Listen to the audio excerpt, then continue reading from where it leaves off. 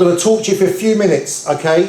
For starters, I cannot imagine what it's like, because I was second generation, okay? I cannot imagine what it's like to come to Britain from a country which is suffering significant war-torn issues, to come here, maybe not speak a language and settle down here. I can't imagine. I was brought up in a house where English wasn't spoken. I can relate to going to school and no one knowing what I spoke and not really speaking English till I was about 8 years old. But I can't relate what it's like. What I can relate to though is that my family, just like all families in this room, have had a difficult time coming to the country, okay?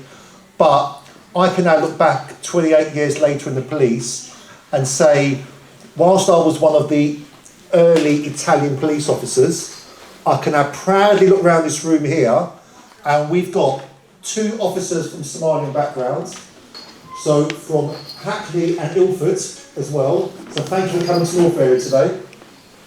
At least 2. We've got officers behind me of Polish background. How many Polish people were in the police when you joined? Not many. Not many, not many. Officers from Cypriot background in the room as well, Turkish background, Ahmed's from a Bangladeshi background. How many Bangladeshi cops were in the police when you joined? 2. Haringey, 2, yeah. Haringey 2, yeah? And that's without going to all the other cops in the back of the room as well. We've got cops from different communities, and just like our 2 Somalian colleagues there are the pioneers here, just like you were when you came to the country for the first time, they and we've got to help build a dynasty. So a dynasty of Somalian police officers. So we're looking to all of the children here. Okay, so later, go to the stands at the back. We've got the cadet service, which is brilliant. If nothing else, you'll get some toys and pens and torches.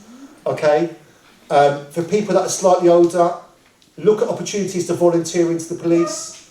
Look at opportunities to speak to police officers, potentially officers of a Somalian background, but to speak to us about what the job is like. Because actually, it's a really fun job. There are some really bad days that all of us experience when we go home every night. There's some days, isn't there, when we go home and we're really sad. And there's days that we wake up and we're really sad. But there's also days that we go home and we punch the air because we know we've done something good today. Or when we're responding to a call out in the street and we've helped a victim. But we don't get it right. So the second thing you've got to do for me today is tell us when we don't get it right. When we're getting things wrong, when we've said something to you that has been misinterpreted, or that has been insulting, or that doesn't explain the situation, tell us, because we need to learn from that. And conversely, the stuff we don't get right, we're going to get things right as well. So tell us about the times when we've done some good, when we've helped somebody that you know or helped you. Because a small act of kindness goes a long way.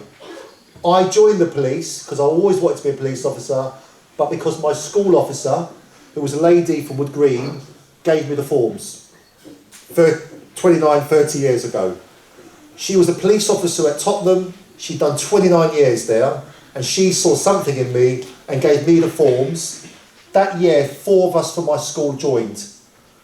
1 West African, 1 Caribbean officer, 1 Filipino, and me. And we're still in the job, still. We're still all here, enjoying it 29 years later. It takes 1 act of kindness and 1 positive contact. So today, let's learn from the history, tell me about where we got it wrong, but with your help, let's build a better future. And that means speaking to you, the community, more, understanding what your feelings and needs are. I have already had an amazing opportunity to meet the lovely ladies at the table in the middle, who told me everything about the issues they're experiencing. They made me laugh as well, and I made them laugh. So I hope going forward, the way we work with your community is just going to stay on the positive. And we will help you, and we will try to do our best. And I know, like my boss has said, we may have not always got it right, but there are some takeaways here from us, and we will listen to you and we will work with you. Please don't hesitate to come and ask us any questions. Haringey is such a diverse part of London, and the huge communities there are, and the Somali community is such a key part that makes up Haringey and all its diversity. So just adding on from my colleagues, from what has been said, the Commissioner, so Mark Rowley, set out a plan earlier last year in 2023, and 3 key points that he said in his new plan for London. First one has been about less crime, next one being about more trust, and the third one being higher standards. So lower crime, that's less crime for you as individuals within Haringey, less being victim of a crime, with key crimes that we're fighting out there. One's about robbery, violence, damage, theft from motor vehicles, burglary, many that you're being affected by, and also antisocial behaviour, things that affect your lives where you live in different parts of Haringey.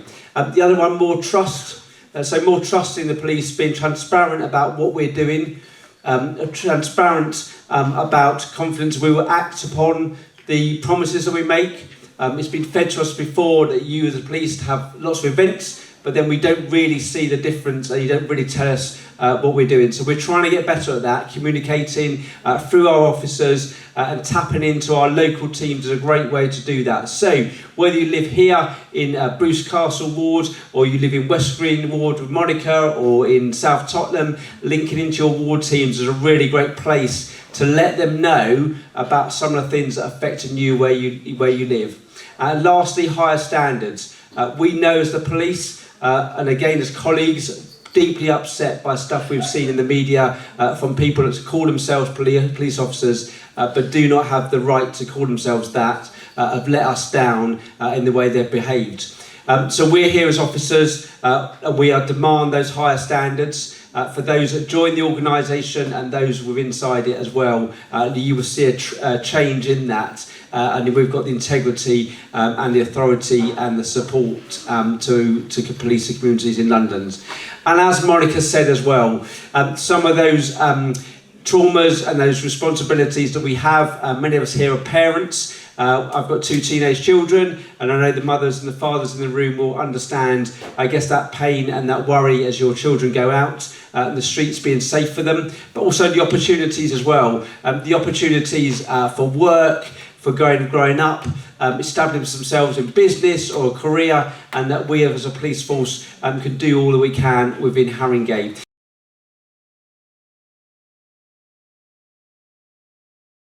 So if a child commits a crime, is the parent accountable? So under criminal law, no, generally no. And but if a child commits a crime, we have to know as police officers why that's occurred, because we want to see, is there a problem that we can help solve? So if a child commits a crime, then we speak to the local authority, which is the council, and the council talk to us, and then we try to work out, have other kids from the same family committed crimes? Is there help the family needs, support they need? Is there ways that we can maybe help the family move somewhere else? Is there a bad influence upon the family from outside the family? So, in summary, if a child commits a crime, the parent's not held accountable. The behaviours that your son has experienced from the Met Police, I can only apologise for. What he can do is speak to me or any of my colleagues at length if he wants to, and I will quite gladly meet with him to listen to him about his experiences so that we can learn firsthand what's happened. And that goes for anybody in the room who wants to talk at any more length. The advice that I'd give him would be to continue to live his life in the way that he lives it and not to change it based on the experiences of poor behaviour. And it's for us to change and not him.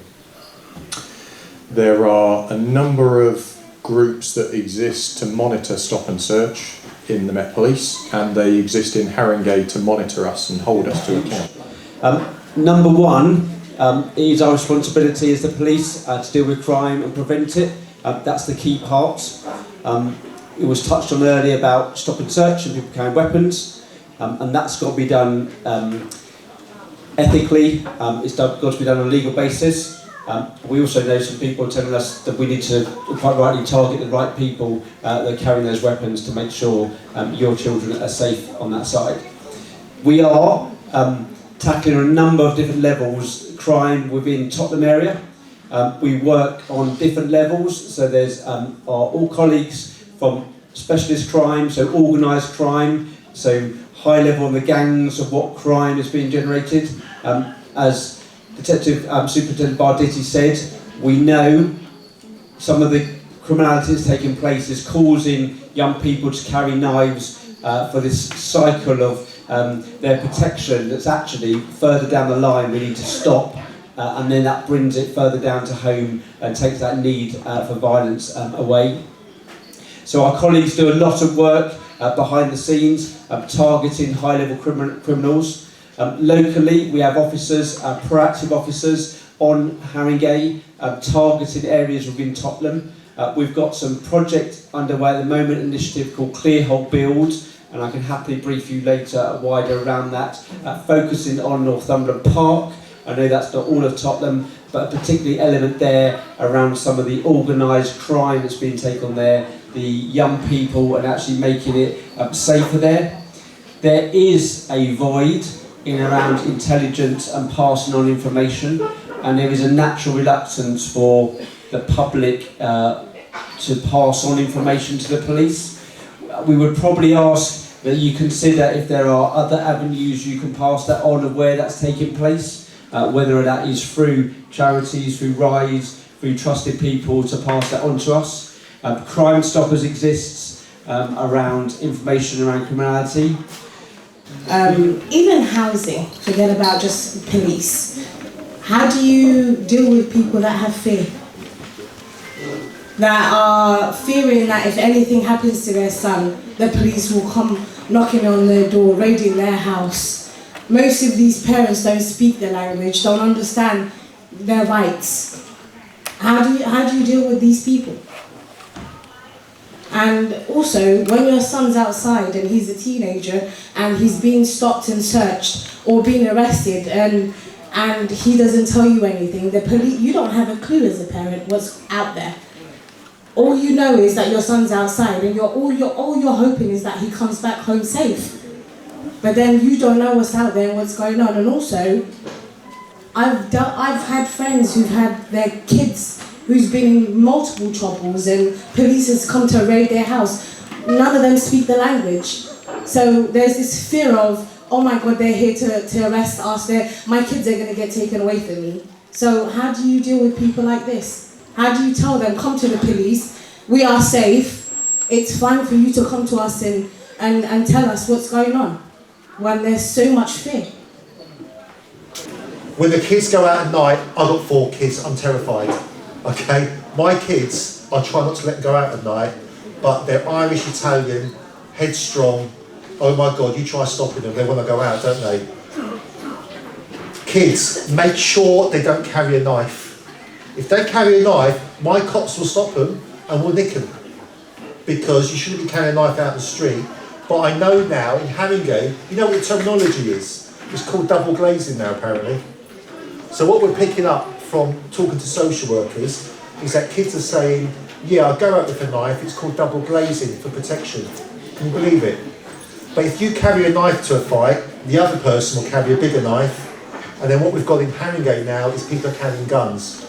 So I really don't, so if you've got influence over your kids, I know you can't watch them and search them all the time, but every lesson tell them, yeah, in no good book, in no holy book does it say carry a knife, okay? And if you carry a knife, you're putting yourself up for more danger. So please don't let them do that. But I know you can get knives everywhere. So to help you, we're working with online retailers. How do we identify people that are buying knives? We're working on testing the shops in the area. How do we make sure the shops aren't selling knives to kids? There's nothing to stop a shop selling a knife to an adult, but a kid there is. And so we do lots of work with our cadets and with the council, and we trade in standards to target shops that are doing that. Thank you so much for really meeting the community and for taking part in this. Hi everyone, I'm Awal Ilmi, co-founder and director of RISE Projects, and we're here today at the Somali Community Police Engagement Day. We've been here since 12 o'clock. We've had a huge turnout from the community. Over 400 people have attended today's event. We've had representation from the police, from the council, from the NHS.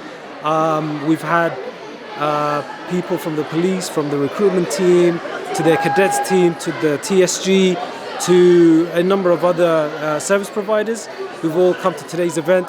But most importantly, we've had a huge turnout from the Somali community, the mums, the dads, the young children, and we've specially organised this event during half term so that we can engage as many different people and as many different young people as possible so that they can have a community fun day out, but also take part in today's activities and everything you've seen in the video. But yeah, we're really keen to be working very closely with the police.